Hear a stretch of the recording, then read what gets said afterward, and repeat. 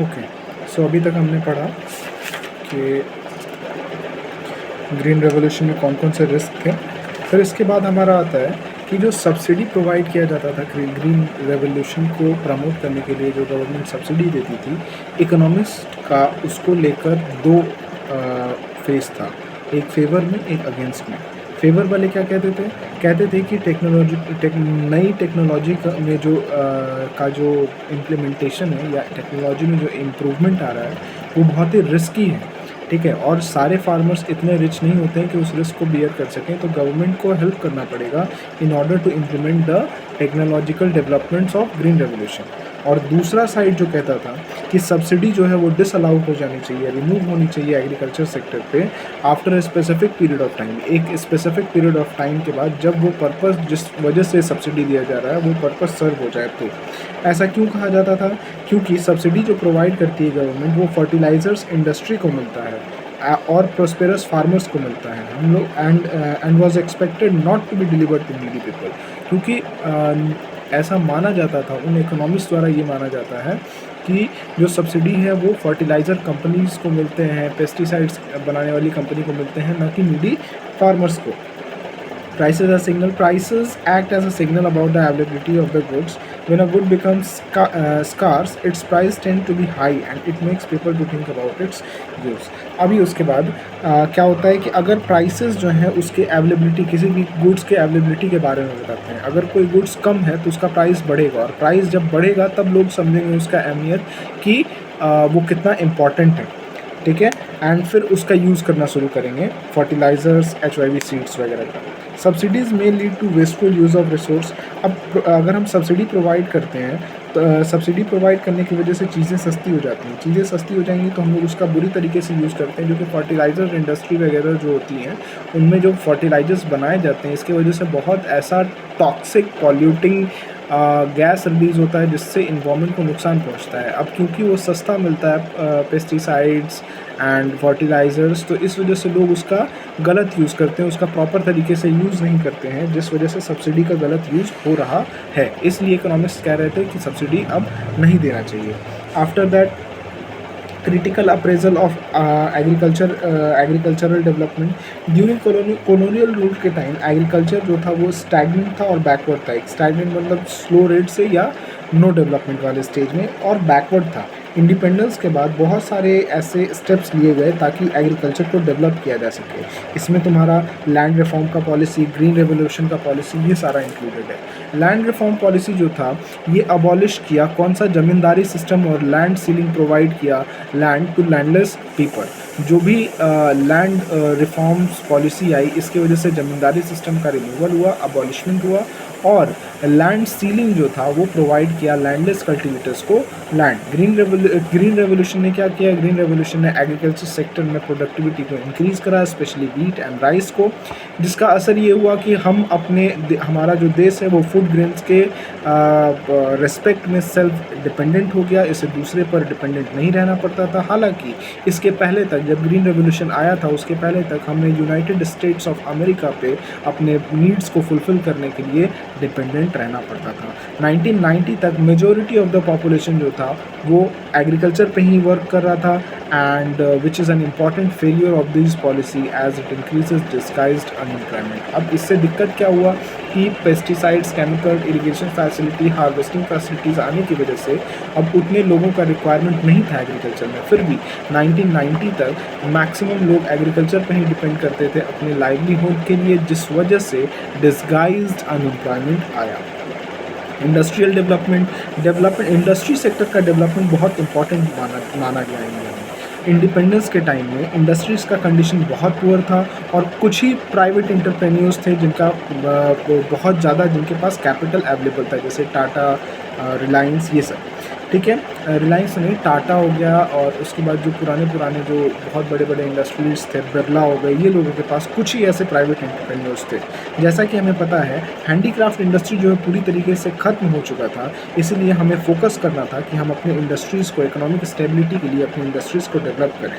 Industrial development में government का क्या रोल रहा? सबसे पहला, प्राइवेट सेक्टर जो था बहुत कम एंटरप्रेन्योर्स थे, जैसे टाटा, बिरला, जिनके पास लार्ज अमाउंट में कैपिटल अवेलेबल था, मगर और लोगों के पास ये a availability of resources, financial resources नहीं होता था। तो गवर्नमेंट ने क्या किया कि उन्होंने इन सेक्टर्स, इस इंडस्ट्रियल सेक्टर को डेवलप करने के लिए प्राइवेट सेक्टर बैंक्स बनाए, प्राइवेट सेक्टर अंडरटेकिंग्स बनाई और कई सारे स्मॉल प्राइवेट सेक्टर्स को फंड्स प्रोवाइड करा। फिर प्राइवेट सेक्टर को इंसेंटिव की भी कमी थी। स्मॉल साइज ऑफ मार्केट होने की वजह से और कम डिमांड होने की वजह से प्राइवेट इंडस्ट्रियलिस्ट को इनकरेज नहीं किया जाता था मेजर प्रोजेक्ट्स के लिए, भले ही उनके पास ज़्यादा कैपिटल हो या ना हो। ये भी सोचा जाता था कि प्राइवेट सेक्टर्स को अगर हम सारा अलाउ कर दें इन्वेस्ट करने के लिए, उनको मार्केट को कंट्रोल करने के लिए, तो हो सकता है कि इसकी वजह से प्राइवेट एंटरप्रेन्योर्स जो हैं वो हावी हो जाए गवर्नमेंट पे, इसलिए भी गवर्नमेंट इसको सपोर्ट नहीं करती थी। उसके बाद एक और बड़ा रीज़न था स्टैग्नेंट डेवलपमेंट का, इंडस्ट्रियल डेवलपमेंट का, क्योंकि ये पॉसिबल नहीं था to develop along with doing social welfare. अब देखो, हम एक बार में सोशल वेलफेयर और देश का जीडीपी इम्प्रूवमेंट एक साथ नहीं सोच सकते हैं, कहीं ना कहीं हमको कॉम्प्रोमाइज़ करना पड़ेगा। तो ये फिक्स नहीं था, ये श्योर नहीं थी गवर्नमेंट कि अगर हमको इकोनॉमी को डेवलप करना ही है तो उस वक्त में हमारा क्या हो, इंडस्ट्रियल भी डेवलपमेंट हो। अगर इंडस्ट्रियल डेवलपमेंट करना है तो सोशल वेलफेयर को कॉम्प्रोमाइज़ करना पड़ेगा, और अगर सोशल वेलफेयर को बढ़ाना है तो हमको इंडस्ट्रियल डेवलपमेंट को कॉम्प्रोमाइज़ करना ही पड़ेगा। 1956 इंडस्ट्रियल पॉलिसी, अब ये देखो, ये इंडस्ट्रियल पॉलिसी 1956 में आया। ये एक फ्रेमवर्क था, एक तरीके का गाइडलाइन था इंडस्ट्रीज़ के लिए इकोनॉमी में, जो ऑपरेट करें और इंक्लूड्स वेरियस चेंजेस, ऐसे चेंजेस जो उनके इकोनॉमी के डेवलपमेंट पे कंट्रीब्यूट करे from time to time. Initially 1948 में कुछ कंटिन्यूअस चेंज जो इकोनॉमिक और पॉलिटिक्स में आए, इसकी वजह से ओल्ड इंडस्ट्रियल पॉलिसी जो कि 1956 में हमारा क्या हुआ, रिवाइज किया गया। 1956 वाले इंडस्ट्रियल पॉलिसी के अनुसार 3 तरह के शेड्यूल में बांटा गया, 3 टाइप्स का शेड्यूल बनाया गया, 3 टाइप्स में इंडस्ट्रीज़ को क्लासीफाई किया गया, जिसमें कि पहला शेड्यूल था जिसमें 17 इंडस्ट्रीज़ थी जो कि प्रॉपरली ओन्ड और मैनेज थी गवर्नमेंट द्वारा। इसमें इंडस्ट्रीज़ थी oil, Railways, ports, shipping etcetera. 12 schedule 2 आया जिसमें 12 इंडस्ट्रीज़ थीं, जैसे कि एल्युमिनियम, माइनिंग, फर्टिलाइज़र्स। ये जो है गवर्नमेंट द्वारा इनिशिएट की गई, लेकिन प्राइवेट सेक्टर द्वारा इनको सपोर्ट दिया गया। और शेड्यूल 3 में तुम्हारी ऐसी इंडस्ट्रीज़ थीं जो टोटली ओन्ड और मैनेज्ड हुई प्राइवेट सेक्टर द्वारा। हालांकि गवर्नमेंट इसके एंट्री और एग्जिट पर कंट्रोल बनाए रखती थी लाइसेंसिंग पॉलिसी के थ्रू, ताकि इसको पूरी तरीके से कंट्रोल कर सके। अब जैसे ही लाइसेंस वर्ड आया तो हमको समझना होगा इंडस्ट्रियल लाइसेंस क्या होता है। इंडस्ट्रियल लाइसेंस एक रिटन परमिशन होता है गवर्नमेंट द्वारा प्राइवेट सेक्टर को या इंडस्ट्रियल यूनिट को किसी भी गुड्स के मैन्युफैक्चर के लिए। मोस्टली लाइसेंस जो होता है शेड्यूल सी इंडस्ट्रीज़ को रिक्वायर्ड होता था। Industries development and regulation act 1951 ने एम्पावर किया गवर्नमेंट को to issue licence for setting up new industry, नए इंडस्ट्री सेटअप करने के लिए, एग्जिस्टिंग वन के एक्सपेंशन के लिए, और प्रोडक्ट के डाइवर्सिफिकेशन, मतलब एक प्रोडक्ट से ज़्यादा प्रोडक्ट मैन्युफैक्चर करने के लिए अगर अप्लाई करना है तो उसके लिए लाइसेंस ये industries development and regulation act 1951 के अंदर गवर्नमेंट प्रोवाइड करती है। इंडस्ट्रियल लाइसेंसिंग के अंतर्गत इंडस्ट्रियल लाइसेंसिंग के अकॉर्डिंग जब तक अगर लाइसेंस ऑब्टेन नहीं करोगे आप गवर्नमेंट से, आप नई इंडस्ट्री को सेटअप नहीं कर सकते हो। और ये बहुत इजी था कि लाइसेंस हम लोग पा लें, लाइसेंस पा लें तब जब अगर हम इंडस्ट्री का सेटअप कहाँ करें, बैकवर्ड एरिया में करें। अगर यूनिट गेट्स टैक्स, और इसके साथ साथ अगर बैकवर्ड एरिया में हम सेटअप करते हैं तो हमको टैक्स बेनिफिट, इलेक्ट्रिसिटी को लो रेट पे मिलना, रीजनल इक्वालिटी को मेंटेन करने के लिए ये सब फ़ायदे भी हमको इस इंडस्ट्रियल एक्ट में मिलते हैं। लाइसेंस जो होता है वो तब ज़रूरी होता है जब एग्जिस्टिंग यूनिट को डाइवर्सिफाई करना हो और एक्सपैंड करना हो। मतलब अगर नया यूनिट सेटअप करना है तो डाइवर्सिफाई करना है, तो एक्सपैंड करना है तो। इसके बाद एक पॉइंट आता है हमारा स्मॉल स्केल इंडस्ट्री। ऐसा इंडस्ट्री जिसमें कि इन्वेस्टमेंट एसेट में करीबन 1 करोड़ तक हो, उसको स्मॉल स्केल इंडस्ट्री बोलते हैं। हालांकि ये पहले 5 लाख का ये लिमिट था, जिसके पास 5 लाख तक का हो उसको हम लोग स्मॉल स्केल इंडस्ट्री बोलते थे, मगर वो लिमिट अब बढ़ाकर 1 करोड़ कर दिया गया है। स्मॉल स्केल इंडस्ट्री का कुछ इंपॉर्टेंट पॉइंट ये है कि क्योंकि ये रॉ लेवल पे इसके पास ज़्यादा इन्वेस्टमेंट नहीं होता है, तो ये मशीन से कम और मैनुअल लेबर से काम ज़्यादा कराता है, जिसकी वजह से ये सबसे बड़ा स्रोत है हमारे इकोनॉमिकली बैकवर्ड एरियाज़ में ये एम्प्लॉयमेंट जनरेट करने का सबसे बढ़िया सोर्स है। फिर इसको कई तरह के बेनिफिट भी प्रोवाइड किए जाते हैं, जैसे कि प्रोटेक्शन फ्रॉम बिग फर्म्स। अच्छा, प्रोटेक्शन कैसे बिग फर्म्स से इनको दिया जाएगा, स्मॉल स्केल इंडस्ट्रीज़ को? बिग फर्म्स को गवर्नमेंट क्या करती है कि रिजर्व कर देती है, बिग फर्म्स के लिए रिजर्व कर देती है प्रोडक्ट्स, कि कुछ ऐसे प्रोडक्ट्स होंगे जो बिग फर्म को बनाना अलाउड नहीं है। क्यों? क्योंकि वो प्रोडक्ट केवल स्मॉल स्केल इंडस्ट्री बनाएगा। इसलिए अगर बिग फर्म वही प्रोडक्ट बनाता है तो वो हमेशा due to large financial resources and human resources वो सस्ता बना पाएगा और सब लोग उसको प्रेफर करेंगे। इसीलिए बिग फर्म्स को वो प्रोडक्ट्स बनाना बैन कर दिया जाता है और वो प्रोडक्ट्स रिजर्व कर दिए जाते हैं स्मॉल स्केल इंडस्ट्रीज़ के लिए। और कई सारे पॉलिसीज़, जैसे कि तुम्हारा इलेक्ट्रिसिटी में छूट, कई सारे बेनिफिट्स जैसे सब्सिडी प्रोवाइड करना है स्मॉल स्केल इंडस्ट्रीज़ को, ये सब करने से स्मॉल स्केल इंडस्ट्रीज़ डेवलप हो रहे हैं। अभी फॉरेन ट्रेड ना, इस पीरियड में 1950 से 1990 तक में फॉरेन ट्रेड का क्या हालत था? तो फॉरेन ट्रेड का मतलब होता है तुम्हारा इंपोर्ट और export of goods and services to and from India, यानी इंडिया से बाहर और इंडिया के अंदर। इंडिपेंडेंस के टाइम में सबसे इम्पॉर्टेंट फैक्टर था फॉरेन ट्रेड के रिगार्डिंग कि इंपोर्ट सब्स्टिट्यूशन।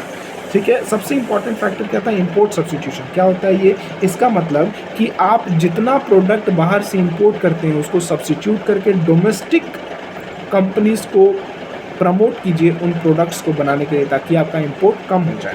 ठीक है, इसके लिए ट्रेड पॉलिसी लाया गया।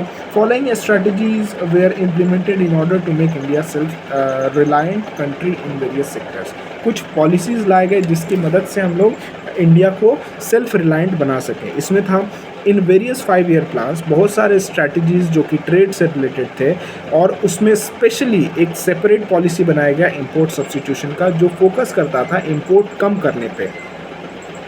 इंपोर्ट सब्स्टिट्यूशन का मतलब हम बता दिए कि अगर हम इंपोर्ट कर रहे हैं कोई भी मटेरियल बाहर से, तो उसको सब्स्टिट्यूट करके इंडिया की कोई डोमेस्टिक कंपनी को प्रमोट करें वो प्रोडक्ट बनाने के लिए। इससे क्या होगा? इंडिया एक तो सेल्फ रिलायंट होगी, और जो सरप्लस होगा हम लोग उसको एक्सपोर्ट करके अपने फॉरेन रिजर्व को बूस्ट भी कर सकते हैं। अब हमको पता है कि इंडिया जो है टेक्नोलॉजिकली डेवलप्ड नहीं था in case of capital goods और वी कैन से मशीनरी के केस में, लेकिन बेटर टेक्नोलॉजी जो इंटरनेशनल ऑर्गेनाइजेशन से आती हैं उसकी मदद से हम लोग better quality products lower price पे बना सकते हैं। लेकिन इसकी वजह से डोमेस्टिक जो इंडस्ट्रीज़ थी उनको थ्रेट था, इसीलिए गवर्नमेंट ने बहुत से ऐसे स्टेप्स लिए ताकि वो डोमेस्टिक ट्रेड को सपोर्ट कर सके, सेव कर सके। ये क्या हुआ? ये तुम्हारे स्टेप्स थे टैरिफ एंड कोटास के। टैरिफ और कोटा क्या होता है? अब टैरिफ का मतलब होता है वो टैक्स जो इंपोर्टेड गुड्स एंड सर्विसेज पे लगाया जाए, और ये किस लिए लगाया गया? डोमेस्टिक प्रोडक्ट को सेव करने के लिए। कैसे? अगर बाहर वाली कंपनीज़ में जो टेक्नोलॉजिकली अपग्रेडेड मशीन्स से कोई प्रोडक्ट बना रही हैं तो उनका कॉस्ट कम पड़ता था, और वो सेम प्रोडक्ट को जो इंडिया के बनाए गए इंडस्ट्रीज़ द्वारा जो प्रोडक्ट 100 रुपये में मिलता है वो बाहर वाले 40 रुपये में बना लेते थे। तो उस सिचुएशन में लोग ज़्यादा बाहर का प्रेफर करते हैं, तो गवर्नमेंट ने उन पे हाई टैरिफ्स लगा दिए। हाई टैरिफ्स लगाने का मतलब कि उन पे इतने हाई टैक्सेस लगा दिए गए कि इंडिया में जब वो डायरेक्ट फाइनल कंज्यूमर्स को जब वो बेचा जाने का टाइम आ रहा था तो वहाँ आते आते उसका दाम करीबन डोमेस्टिक प्रोडक्ट के बराबर या उससे ज़्यादा हो जाना चाहिए। इसकी वजह से जो डोमेस्टिक इंडस्ट्रीज़ के बनाए हुए प्रोडक्ट्स हैं उनका डिमांड कभी कम नहीं होता था। फिर इसमें कई सारे कोटा भी लगाए गए। कोटा मतलब import of goods and services पे एक लिमिटेशन लगाया गया कि एक पर्सन किसी भी फाइनेंशियल ईयर में कोई स्पेसिफिक अमाउंट से ज़्यादा का import of goods and services नहीं कर सकता है। और इसकी वजह से क्योंकि हमारा ह्यूमन वांट्स अनलिमिटेड होता है तो लोगों को डोमेस्टिक प्रोडक्ट की तरफ ध्यान देना पड़ता था। This is for chapter 2। Next video में हम चैप्टर 3 की तरफ जाएंगे।